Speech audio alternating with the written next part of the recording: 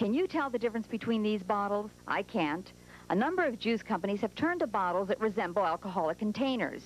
Stores are selling them side by side. Southside community leaders are concerned. From a visual standpoint, what these bottles do, the way they are made, they subliminally and subconsciously condition our children at an early age to be alcoholics. What they have done, they have declared, in a sense, psychological warfare on our community. And we are now declaring a defensive psychological strategy against their strategy. The Temple of Mercy Association has visited a number of grocery stores in the area and has asked them to comply by removing the juices from their shelves. We paid a visit to a nearby grocer and found some of the juice bottles on display. The manager agreed to have the bottles removed within 2 weeks. And what these are doing, these are subconsciously conditioning our children to be alcoholics. And what we're doing throughout the community, we're like going around demanding that these be taken out of the stores because of the shape of the bottle. Oh, very similar to the beer bottle. No, I wouldn't want my kids to drink this. The police would be harassing them for this. I think it's another thing to entice kids down the wrong path. We stopped at a gas station across the street from a high school and again found a number of juice bottles and cans that resembled alcoholic containers.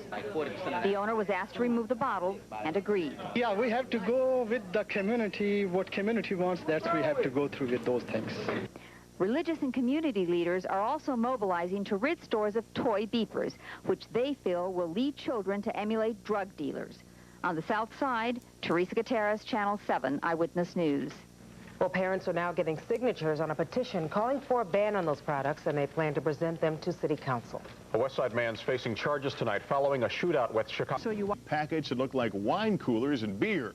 The drinks are alcohol-free, but critics worry that kids who think it's cool to try the lookalikes will eventually move on to the real thing. Channel 2's Christine Doyle has more. This is juice. You like your child walking down the street with this? Sales may be sparkling, but angry community residents are calling on merchants in the Gresham neighborhood to pull juices that look like liquor off their shelves. This looks like a wine cooler, but in reality, this is an orange cranberry tea. At first blush, you might think they're wine coolers. The labels are that similar. St. Ides Crooked Line, a trademark on their beer, now adorns a can of iced tea. A bottle of Bartles & James has the same signature circle as non-alcoholic Crystal Magic. This actually subconsciously and subliminally conditions our children to be alcoholics.